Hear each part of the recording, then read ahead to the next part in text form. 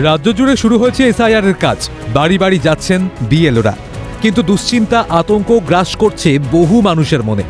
দিকে দিকে সামনে আসছে মৃত্যুর ঘটনা।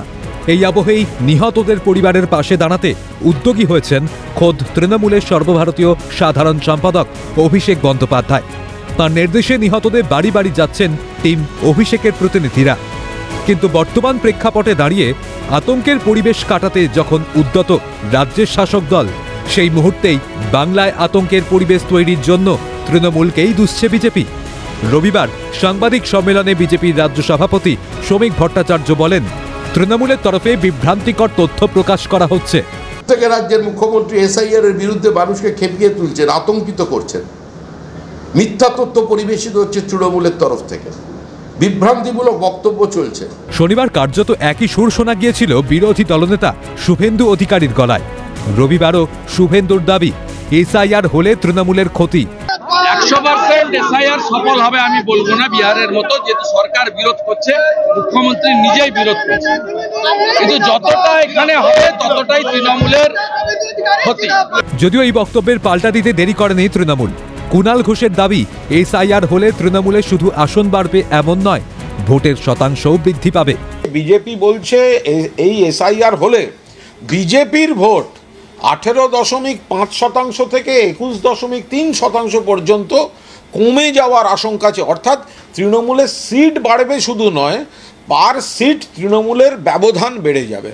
কার ভোট বাড়বে কার কমবে সে তো সময় বলবে, কিন্তু দিকে দিকে যে মৃত্যুর খবর সামনে আসছে তার দায় নেবে কে? কেন্দ্রীয় শিক্ষা প্রতিমন্ত্রীর মতে তৃণমূল এসআইআরকে হাতিয়ার করে রাজনীতি করছে। TMC is trying to make SIR a issue, but SIR is not a actual issue. They want to divert the media and the common people attraction. তবে বাস্তব ছবি তো সে কথা বলছে না। এসআইআর এর শুরু থেকেই এসআইআর এর পদ্ধতি নিয়ে প্রশ্ন তুলেছিল তৃণমূল। আজও তারা রয়েছে জনতারই দরবারে, চেষ্টা করছেন আতঙ্ক দূরীকরণে। এই ইলেকশন কমিশনের জন্য আর বিজেপির জন্য সারা পশ্চিমবাংলার মানুষ টেনশনে রয়েছে। কালকে আমি বলছি, কালকে আমার জগৎবল্লভপুরে একটা ক্যাম্পে একজন শিডিউল ট্রাইব মহিলা খুব কাঁদছিল। আমি বললাম, কাঁদছেন কেন? আসুন তো। বলে, আমার তো 2002 সালের ভোটার লিস্টে নাম নেই, আমার কি হবে?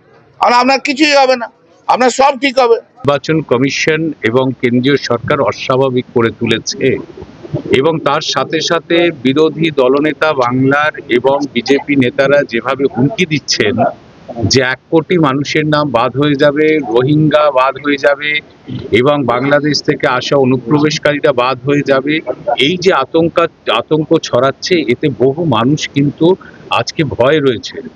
কিন্তু এসআইআর শুরুর আগে একাধিকবার উস্কানিমূলক বক্তব্য রাখতে শোনা গিয়েছে রাজ্যের বিরোধী দলনেতাকে। আমাদের আর্কাইভ সেই তথ্যই সামনে আনছে। কিন্তু রোহিঙ্গা মুসলমান, বাংলাদেশি মুসলমান একটাকেও ভোটার তালিকায় থাকতে দেব না। এই বক্তব্য কি আতঙ্কের পরিবেশ তৈরির জন্য যথেষ্ট নয়? প্রশ্ন তুলে সরব হয়েছেন কুণাল ঘোষ। এসআইআর হওয়ার আগে শুভেন্দুবাবুই বলেছিলেন 1 কোটি লোককে বাদ দেবো। উনি কোন হিসাবে করলেন? উনি বললেন, এসআইআর হওয়ার আগেই বললেন 1 কোটি লোককে বাদ দেবো, বাংলাদেশে পাঠিয়ে দেবো, দেশ থেকে বার করে দেবো। তাহলে উনি কোন সমীক্ষার ভিত্তিতে করেছিলেন? কিসের সমীক্ষার ভিত্তিতে করেছিলেন?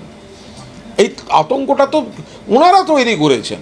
সব মিলিয়ে এসআইআর আবহে বড় প্রশ্ন হয়ে দাঁড়িয়েছে আতঙ্কের মালিকানা নিয়ে।